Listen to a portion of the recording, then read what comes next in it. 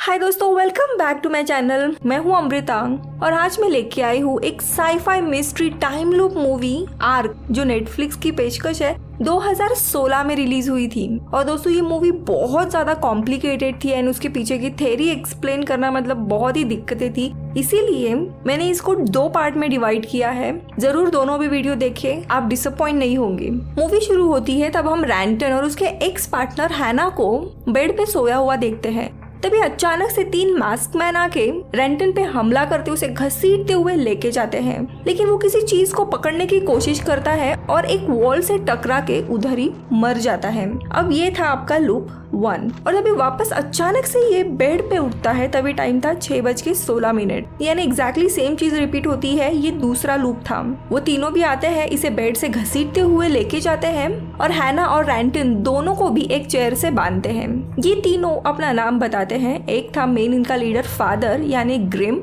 दूसरा था सनी और तीसरा था ब्रदर। दोस्तों इसी रूम में आर्क नाम की एक मशीन भी थी जो अनलिमिटेड एनर्जी प्रोड्यूस करती है। इनके साथ इनका चौथा साथी भी था कज। उसने दरअसल इसी मशीन के साथ छेड़खानी की थी और शॉक लगने के कारण उधर ही मर गया था। यहाँ पे ये तीनों भी रेंटन से स्क्रिप मांगते हैं। स्क्रिप यानी ये उस वक्त की कोई करेंसी है, उसे ये लोग लूटने के लिए आए थे। अब ग्रिम इन दोनों को भी 5 मिनट सोचने का वक्त देता है और खुद ये तीनों भी किचन में जाके एप्पल खाने लगते हैं। हाँ, थोड़ी सी अजीब बात है लेकिन इसका मीनिंग हमें आगे पता चलेगा। लेकिन रैंटन को लगता है कि ये लोग उसके मशीन के पीछे हैं, इसीलिए वो खुद को और हैना को छुड़ाता है और रैंटन इन लोगों को मारने का प्लान बनाता है। कैसे वो बाहर आता है और तभी हम बैकग्राउंड में जो रेडियो चल रहा था उसमें न्यूज सुनते हैं कि दुनिया अभी ऑलमोस्ट तबाह हो गई है। जितने भी लोग बचे हैं, खाने पीने और इलेक्ट्रिसिटी के बहुत प्रॉब्लम है। टॉरस कॉर्पोरेशन की मोनोपोली है सारी चीजों पे। और दूसरे साइड पे कुछ लोग हैं ब्लॉक इस ग्रुप के जो टॉरस के खिलाफ बगावत कर रहे हैं। अब इन तीनों के साथ उसकी हाथापाई होती है और सनी उसे मार देता है वापस, यानी सेकेंड लूप में भी ये मर जाता है। रेंटन को सारी चीजें याद थी कि उसके साथ क्या हुआ पिछले लूप में। अब तीसरा लूप शुरू हो जाता है। सेम चीज होती है, इन दोनों को भी चेयर पे बांधा जाता है। लेकिन इस बार वो हैना को टाइम लूप के बारे में बताता है कि ये शायद सब कुछ आर्क मशीन की वजह से हो रहा है। लेकिन सिर्फ रैंटन को ही पिछले लूप की सारी चीजें याद है। अब रैंटन को खुद की जान बचानी है, इसीलिए वो एक नया प्लान बनाता है और साइनाइड गैस लीक करके इन तीनों को मारने का प्लान बनाता है। लेकिन इसके पहले ही ग्रिम हैना को पकड़ लेता है और उसे गन पॉइंट पे रखते हैं। इसीलिए रेन उन्हें स्क्रिप्ट्स दे देता है। अब स्क्रिप्ट्स लेने के बाद सनी रेन को वापस मारने ही वाला था, लेकिन हैना मना करती है और कहती है कि ये अपनी डील नहीं थी। यानी दोस्तों यहाँ पे हैना भी इन लोगों से मिली हुई थी और उसे ग्रुप के बाकी के लोग मदर बुलाते थे। ये सब लोग ब्लॉक इस ग्रुप के ही मेंबर थे जो टॉरस कॉर्पोरेशन के खिलाफ लड़ रहे हैं। और ग्रिम जो था वो हैना का बॉयफ्रेंड था। लेकिन आगे कुछ पता चले इसके पहले ही सनी वापस रैंटन को मार देता है और वापस एक नया लूप शुरू होता है, लूप 4। लेकिन इस बार रैंटन को पता होता है कि हैना भी उनसे मिली हुई है। वो अपने कंप्यूटर के लॉग्स चेक करता है कि ये लोग कितनी बार हुआ है। तभी उसे एक छोटी सी वीडियो क्लिप दिखाई देती है जिसमें लिखा था लिसन केयरफुली टॉरस हैना, और वो क्लिप बंद हो जाती है। अब यहाँ पे इसे लगता है कि हैना और ये जो भी 3 लोग हैं वो टॉरस कॉर्पोरेशन के लोग हैं, इसीलिए वो हैना को कन्फ्रंट करता है। और दोस्तों यहाँ पे हमें एग्जैक्ट पूरे बैकग्राउंड का पता चलता है। मूवी फ्यूचर समय में है जहाँ पे लोगों को खाने पीने और इलेक्ट्रिसिटी के बहुत प्रॉब्लम हो रहे हैं और पूरे वर्ल्ड को टॉरस कॉर्पोरेशन ने टेक ओवर कर लिया है। रैंटन ये टॉरस कॉर्पोरेशन का मिलिट्री इंजीनियर था जिसने दुनिया के एनर्जी क्राइसिस को मिटाने के लिए आर्क की मशीन बनाई थी जो महज कुछ बैटरी के बदले में अनलिमिटेड एनर्जी बनाता है। लेकिन जब टॉरस को इसके बारे में पता लगता है तब वो उस मशीन को सीधा अपने कब्जे में ले लेते हैं और रैंटन को निकाल देते हैं। इसी बात से रैंटन को काफी गुस्सा आता है, इसीलिए वो आर्क की इस मशीन को टॉरस कॉर्पोरेशन से चुराता है और कहीं सेफ जगह पे रख देता है और खुद भाग जाता है। लेकिन भागने से पहले उसकी जो गर्लफ्रेंड थी तभी यानी हैना उसे वो कोड मैसेज देने की कोशिश करता है कि तुम भी भाग जाओ, टॉरस के लोग तुम्हें पकड़ सकते हैं। और वो कहीं अंडरग्राउंड हो जाता है। अब रैंटन मिल नहीं रहा है, इसीलिए उसके पार्टनर यानी हैना को टॉरस कॉर्पोरेशन के लोग पकड़ते हैं। उसे काफी ज्यादा टॉर्चर किया जाता है, मारा जाता है ताकि वो रैंटन या आर्क मशीन के बारे में कुछ बताए। लेकिन हैना को कुछ भी पता नहीं था इस मशीन के बारे में। करीब करीब 6-7 महीनों तक उसे टॉर्चर किया जाता है और रैंटन के कारण वो इस मुसीबत में पड़ी थी, इसीलिए वो रैंटन पे बहुत गुस्सा थी। 6-7 महीनों के बाद ब्लॉक के मेंबर में से ग्रिम इसे टॉरस कॉर्पोरेशन से छुड़ाता है और उसके बाद हैना भी टॉरस कॉर्पोरेशन के खिलाफ लड़ने लगती है। लेकिन इसी बीच में उसे पता चलता है कि उसका एक्स बॉयफ्रेंड यानी रैंटन वापस आ गया है अपने घर में, इसीलिए वो उसे लूटने के इरादे में यहाँ पे वापस आती है।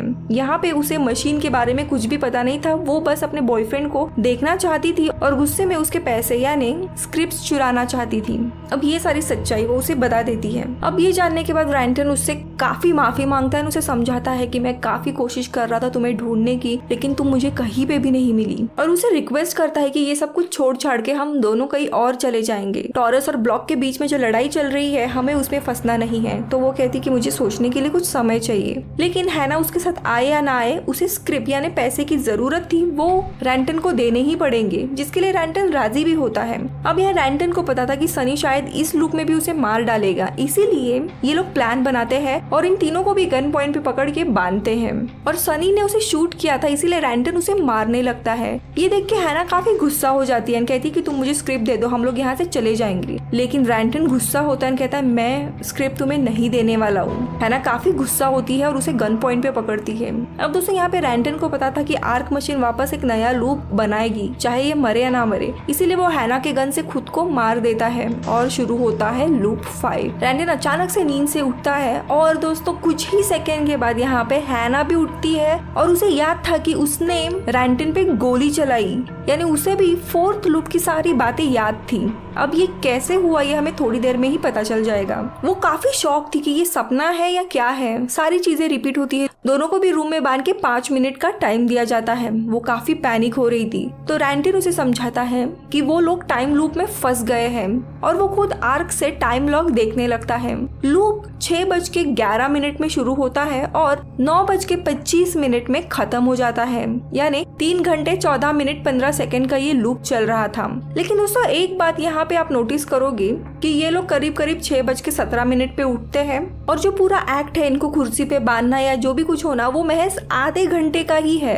ठीक है, आधे घंटे में रैंटन मर जाता है, लेकिन लूप एंड होता है 9:25 में। इसके बीच में एग्जैक्टली क्या होता है ये हमें अभी तक पता नहीं चला है। मूवी के मेन प्लॉट में हमें वो बात पता चलेगी और आगे रैंटन ये टाइम लूप कैसे शुरू हुआ उसके बारे में बताने लगता है कि दरअसल 6:11 कज ने आर्क मशीन के साथ छेड़खानी की थी, जिसके कारण ये मशीन वियर्ड बिहेव करने लगी। इसीलिए आगे जाता हुआ समय एक सर्कल में ही लूप होने लगा और एक क्लोज टाइम लूप बन गया। अब ये सब कुछ सुनने के बाद हैना तो शॉक होती है, यानी आर्क ये मशीन सिर्फ इलेक्ट्रिसिटी नहीं बल्कि ये टाइम मशीन है। अब यहाँ पे आगे रैंटन उसे कहता है कि पिछले लूप की क्या क्या बातें तुम्हें याद है मुझे बताओ। तो वो कहती है कि मैंने तुम्हें शूट किया, गन ऑफ हो गई और पता नहीं उसके बाद क्या हुआ। तो वो कहता है तुम्हें 9:25 तक का जो समय है वो याद नहीं है, मतलब तुम्हें किसी ने शूट किया होगा, परहैप्स तुम्हारे बॉयफ्रेंड ग्रिम या फिर सनी ने ही शूट किया होगा। तो वो कहते हैं कि ये लोग ऐसे नहीं हैं। और अब यहाँ पे हैना को वो मशीन चाहिए थी ताकि वो ब्लॉक के लोगों को दे सके, क्योंकि बाहर टॉरस और ब्लॉक के बीच में वॉर चल रहा था। अगर ब्लॉक के लोग वॉर हार भी जाते तो टाइम मशीन से वक्त में पीछे जाके वो वॉर वापस जीत सकते थे। इनका ये आर्ग्यूमेंट चल ही रहा था। इसी बीच में टाइम लूप वापस कंटिन्यू ना हो, इसीलिए हैना रैंटन को आर्क को शट डाउन करने के लिए कहती है। लेकिन रैंटन कहता है कि अगर ये शट डाउन हो गई और स्क्रिप्ट देने के बावजूद अगर सनी ने तुम्हें या मुझे मार डाला तो हम वापस जिंदा नहीं बचेंगे, क्योंकि टाइम लूप कंटिन्यू नहीं होगा। इसीलिए फिर ये लोग एक नया प्लान बनाते हैं और उस प्लान के अकॉर्डिंग खुद को वापस चेयर से बांध देते हैं। हैना उन्हें रूम में बुलाती है और कहती है कि मुझे पता है स्क्रिप्ट्स कहाँ हैं, और वो उन्हें लॉकर से स्क्रिप्ट्स देती है। लेकिन यही पे ट्विस्ट है, यहाँ पे अब हैना को आर्क मशीन भी चाहिए थी, इसीलिए वो ग्रिम और बाकी लोगों को आर्क मशीन लेके जाने के लिए कहती है। ये सुनते ही रैंटन जो अभी भी चेयर से बंधा हुआ था वो इशारों से मना करने लगता है। लेकिन अब ये बात जानने के बाद दोस्तों सनी अपनी गन निकालता है और ग्रिम और हैना को मार डालता है। ब्रदर वहाँ से भाग जाता है और दोस्तों यहाँ पे रिवील होता है कि दरअसल सनी टॉरस कॉर्पोरेशन के लिए काम कर रहा है। वो ग्रिम के साथ इसीलिए जुड़ा हुआ था ताकि वो रैंटन तक पहुंचे और आर्क ये मशीन टॉरस को वापस दे दे। अब ये बात रैंटन को पता लगने के बाद दोनों के बीच में बहुत बहस होती है। रैंटन उसे कंप्यूटर का पासवर्ड नहीं देता और उसी के चलते वो रैंटन को मार डालता है। अब 6th लूप शुरू होता है, एग्जैक्टली वापस वैसे ही सारी चीजें होती है। लेकिन यहाँ रैंटन को घसीटते हुए लेके जाने के बाद बेडरूम में यहाँ पे हैना ग्रिम से अकेले मिलते हैं, उससे बात करती है एंड कहती है कि तुम जब हम दोनों को बांधोगे तब हमें 5 मिनट का समय देना। तो ग्रिम मना करता है, तो वो कहती है कि तुम जाके एप्पल खाना किचन में प्लीज, मुझे रैंटन से कुछ बात करनी है। और इसीलिए ये तीनों इन्हें 5 मिनट दे के किचन में चले जाते हैं। लेकिन यहाँ पे एक लूप होल है दोस्तों, जो मैं आगे बात करूंगी। यानी 6 लूप में जाके हैना 5 मिनट मांगती है, इसीलिए ये लोग 5 मिनट उसे समय देते हैं बाद में। यहाँ दोनों को भी चेयर पे बांध देते हैं और 5 मिनट का समय दिया जाता है। लेकिन रैंटन गुस्सा था हैना के ऊपर, क्योंकि पिछले लूप में हैना को ये आर्क मशीन चाहिए थी और वो ब्लॉक के लोगों के पास देने वाली थी। इसीलिए वो उसके हाथ छुड़ाता नहीं है, खुद के हाथ छुड़ाने के बाद वहाँ से घर में कहीं और जाके छुप जाता है। वो भागने के बाद हैना इन लोगों को कैसे तैसे बुलाती है, इनको कहती है कि रैंटन यहाँ से भाग गया है। तो ग्रिम उस पर गुस्सा होता है कि तुमने ही 5 मिनट मांगे थे और अब वो भाग गया है। तो सनी कहता है कि वो ज्यादा दूर गया नहीं होगा, घर पे ही होगा। तो हैना सनी और ब्रदर को घर में ही उसे ढूंढने के लिए कहती है और खुद ग्रिम को समझाने लगती है कि सनी टॉरस के साथ मिला हुआ है, उसने लास्ट लूप में तुम्हें और मुझे मार डाला है। और यहाँ पे वो आर्क मशीन और टाइम लूप का सारा कंसेप्ट बताती है। यहाँ पे बाहर सनी ब्रदर को ही मार के बेहोश करता है और वापस आर्क वाले रूम में आ जाता है जहाँ पे ग्रिम था, लेकिन वो उसे भी मार देता है। तभी रैंटन वहाँ पे आता है और वो सनी को भी मार डालता है। अब दोस्तों यहाँ पे 6 लूप में सब कुछ सही था, यहाँ पे ये दोनों भी बच गए हैं और इनका दुश्मन यानी सनी मर गया है।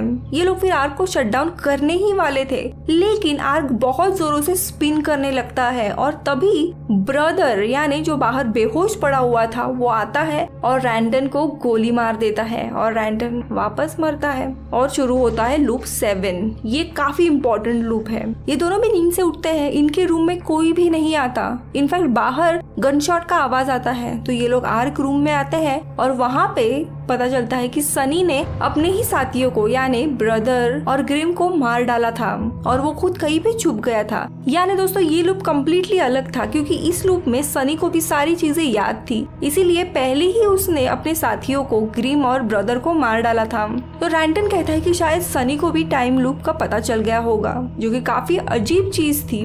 काफी सोचने के बाद रैंटन इस कंक्लूजन पे पहुंचता है कि आर्क इलेक्ट्रोमैग्नेटिक फ्रीक्वेंसी एमिट कर रहा है, जो लोगों के मेमोरीज को अफेक्ट कर रहा है। इसी के कारण सबको टाइम लूप के बारे में नहीं पता चलता। जब मशीन रीसेट हुई उस वक्त रैंटन, हैना और अब सनी मशीन से दूर थे, यानी रीसेट के दौरान वो फ्रीक्वेंसी इनके मेमोरीज को अफेक्ट नहीं करती और इन्हें अपने पहले टाइम लूप के बारे में पता चल जाता है। यानी आर्क इस मशीन से जो भी सबसे दूर होगा उसी की याददाश्त सबसे पहले उसे मिलेगी अगले लूप में, क्योंकि ये लोग दूर होने के कारण वो मशीन इनके मेमोरीज को अफेक्ट नहीं कर पाती। इसीलिए सबसे पहले रैंटन को, फिर उसके बाद हैना को और अभी सनी को पता चल गया है। बाकी तीनों भी जो मरे थे वो मशीन के पास में थे। अब ये जानने के बाद रैंटन को ये पता चलता है कि 9:25 को ही आर्क रीसेट क्यों हो रहा है, क्योंकि 9:25 को आर्क इस मशीन की फ्यूल सेल की एनर्जी खत्म हो जाती है और इमीडिएटली आर्क उन सेल को रिचार्ज करने लगता है। यानी यहाँ पे आर्क कोई अनलिमिटेड एनर्जी प्रोड्यूस नहीं कर रहा है, वो सेम एनर्जी को रीयूज कर रहा है।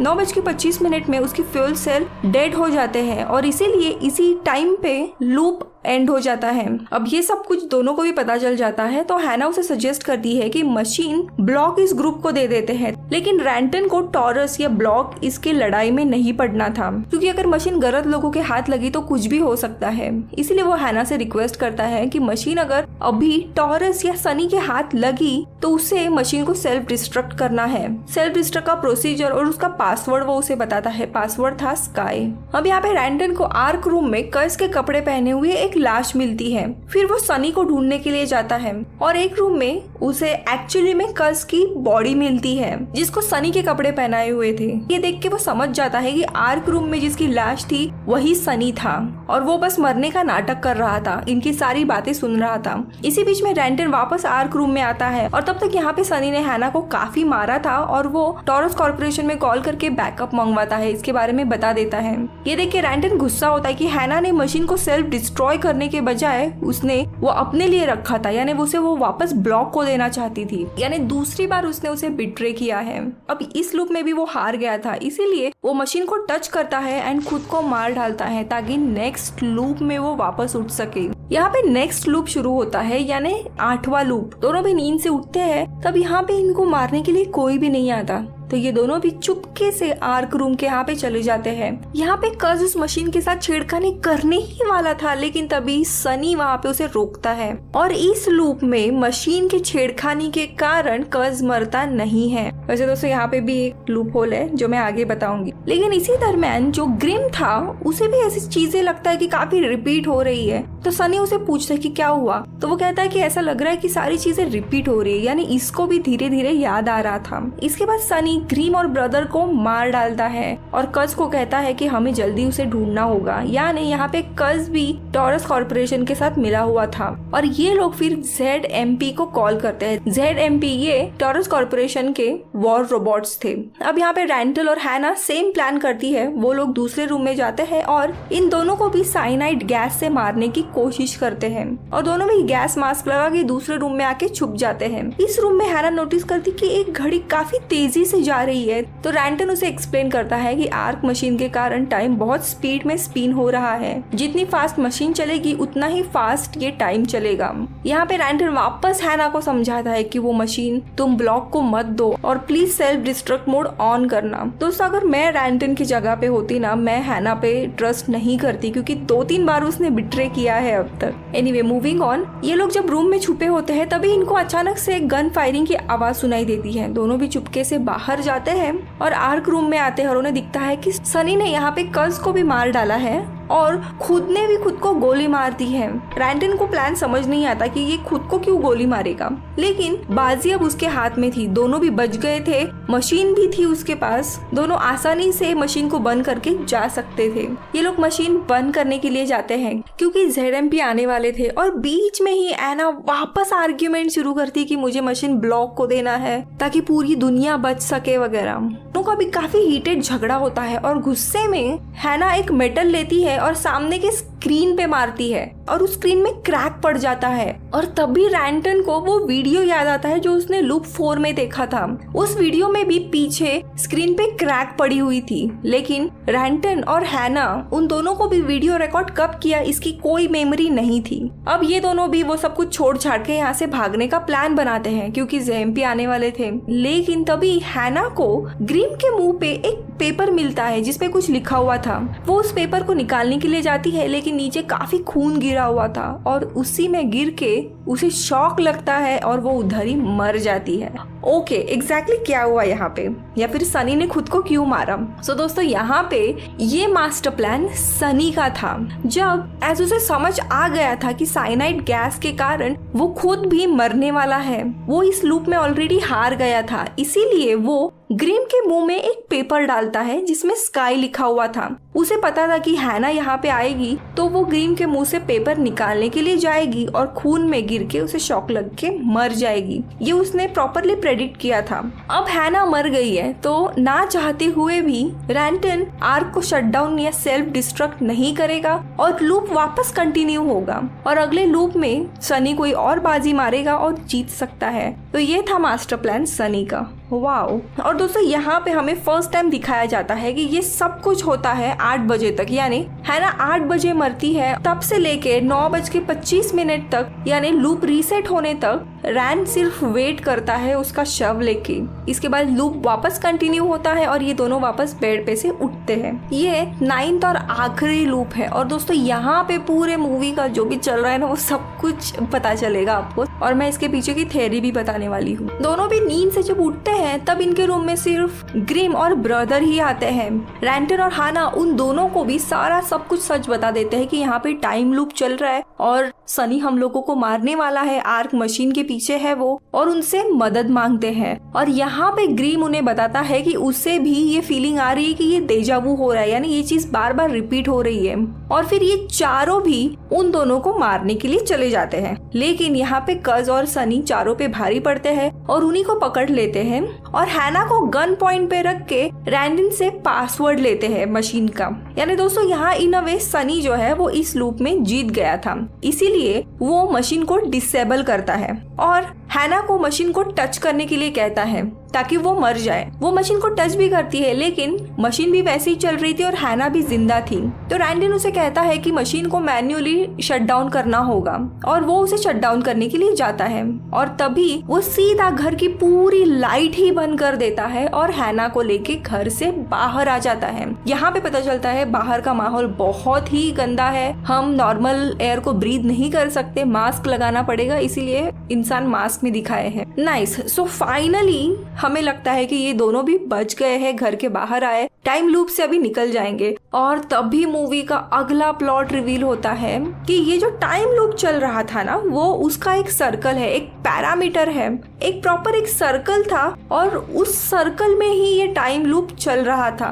और बाहर की दुनिया में पता नहीं काफी समय बीत भी गया होगा, इन्हें आज की तारीख, आज का साल कुछ भी पता नहीं है, कितने टाइम से ये लूप चले जा रहा है ये पता नहीं है। अब यहाँ पे रैंडन बीइंग साइंटिस्ट कहता है कि वो मशीन मैं गलत हाथों में नहीं दे सकता, अगर यहाँ पे टॉरस के लोग आए तो वो मशीन को लेके जाएंगे और पता नहीं क्या कर सकते हैं। इसीलिए वो हैना को एक सेफ हाउस का एड्रेस देता है, वहां जाने के लिए कहता है और खुद वो आर्क को डिस्ट्रॉय करने के लिए अंदर जाता है। लेकिन हैना नहीं मानती और दोनों भी अंदर चले जाते हैं। उन्हें वहाँ पे टॉरस का एक आदमी मिलता है जिसे वो लोग मार डालते हैं। इसके बाद अंदर यहाँ पे सनी अधमरे हालत में आर्क रूम में पड़ा हुआ था। जब लाइट गई थी तब दरअसल रैंडन ने ही उसे मारा था, तो वो उसी अधमरे हालत में आर्क को वापस से चालू कर देता है, क्योंकि उसे लगता है कि अगर मशीन चालू हुई तो लूप कंटिन्यू होगा और अगले लूप में वो बच सकता है। लेकिन यही सबसे बड़ी गलती थी, मशीन को चालू नहीं करना चाहिए था। क्यों, वो हमें आगे पता चलता है। अब ये देखने के बाद रैंडन सनी को वहीं पे मार डालता है। यानी फाइनली अब वापस इनको एक और मौका मिला था, दोनों भी जिंदा थे, सनी भी मर गया था, लेकिन टॉरस के रोबोट्स आने ही वाले थे। इसलिए फाइनली रैंडन डिसाइड करता है कि ये मशीन ब्लॉक के लोगों को ही दी जाए ताकि टॉरस के खिलाफ जो वॉर है ना वो जीता जाए। और दोस्तों तभी उसकी नजर जाती है मशीन्स के लॉक्स पे और मूवी का सबसे बड़ा प्लॉट इधर रिवील होता है कि यहाँ पे 9th लूप यानी ये जो आखिरी का लूप चल रहा था ना, उसमें मशीन रीस्टार्ट करने के कारण एक एरर आया था, जिसके कारण एक सीक्वेंस बना था जिसमें ये 9 लूप्स थे। वो पूरा लॉग ओपन करके चेक करता है और दोस्तों उसे हजारों संख्या में वैसे सीक्वेंस मिलते हैं और हर एक सीक्वेंस में ऐसे 9 लूप चल रहे थे। इसी का मतलब ये है कि ये लोग 2 लूप में फंसे हुए हैं। पहला लूप जो हर 9 बार रिपीट हो रहा है, जो भी हमने मूवी में देखा।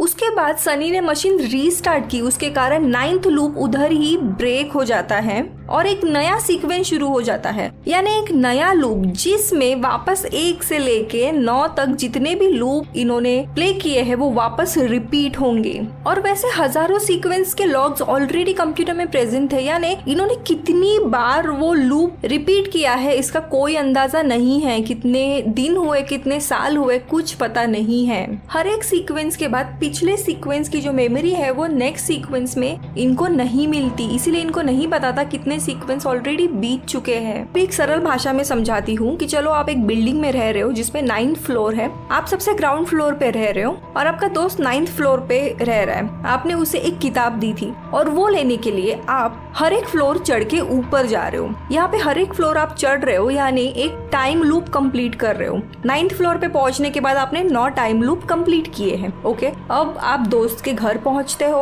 और उससे किताब मांगते हो, तो वो कहता है कि मैंने किताब तो तुम्हें दे दी है, तुम जाके उस किताब को अपने घर पे चेक करो। आप अपने घर पे आते हो और यहाँ पे फर्स्ट सीक्वेंस कंप्लीट हो जाता है। ओके, और दूसरा सीक्वेंस शुरू हो जाता है। इस दूसरे सीक्वेंस में आपको पहले का जो सीक्वेंस था उसके बारे में कुछ भी याद नहीं है।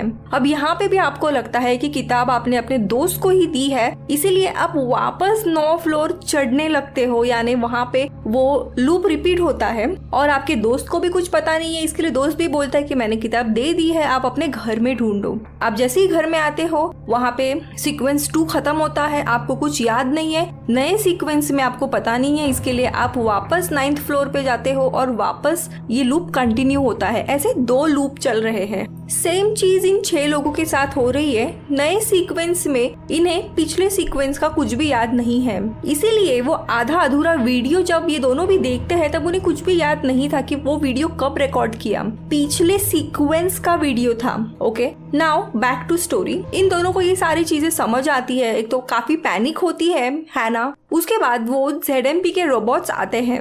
अब यहाँ पे रैंडन काफी अच्छे से एक मैसेज रिकॉर्ड करता है कि ये मशीन ब्लॉक के लोगों के पास देनी है और हैना पे ट्रस्ट करना है। ये प्रॉपर मैसेज डालने के बाद उतने में ही रोबोट इन्हें मारते हैं। ओके, देन अगेन 9:25 होते हैं और मशीन एक नया सीक्वेंस शुरू करती है क्योंकि वो रिस्टार्ट हुई थी। और दोस्तों यहाँ पे सबसे पहले उठती है हैना और मूवी खत्म हो जाती है। अब 1 by 1 सारे सवालों को देख लेते हैं। सबसे पहले कि हैना की उठी लास्ट सीक्वेंस। अब आपको याद होगा आर्क इस मशीन से जो भी दूर व्यक्ति होगा उसे अपनी याददाश्त पहले मिलती है। लास्ट का जो 9th लूप हमने देखा उसमें कुछ ना कुछ चेंजेस होने के कारण हैना सबसे दूर मर गई थी और इसीलिए इस सीक्वेंस में वो पहले उठती है। और दोस्तों ये लूप वैसे ही कंटिन्यू होता है, लेकिन इनको लास्ट सीक्वेंस में क्या हुआ था, मतलब ऐसे काफी हजारों में लूप चले हैं, इसके बारे में दोनों को भी कुछ भी याद नहीं है। अब इसके बाद ये दोनों भी लूप से कैसे बाहर निकलेंगे, आर्क ब्लॉक को देंगे या नहीं, ये इस मूवी में तो बताया नहीं है, शायद नेक्स्ट पार्ट में हमें बताएंगे। लेकिन अगर आप नोटिस करोगे हर एक सीक्वेंस और लूप में चीजें अलग अलग हो रही है। जैसे पहले सीक्वेंस में हमने देखा रैंडन उठता है, इस सीक्वेंस में अब ये उठी है, यानी कुछ ना कुछ अलग कॉम्बिनेशन होने के कारण चीजें अगर अलग हो जाती है तो शायद ये लोग बच सकते हैं। ऑन टॉप ऑफ दैट इस सीक्वेंस में जो मैसेज रिकॉर्ड किया है वो काफी ब्रीफ है कि हैना पे ट्रस्ट करो और मशीन ब्लॉक को दो। शायद रैंडन ये मैसेज देखेगा तो मे बी 4th या 5th लूप में ही वो मशीन हैना को दे देगा, तो शायद ये लोग लूप से बाहर आ भी जाएंगे। दोस्तों सो ये थी मूवी।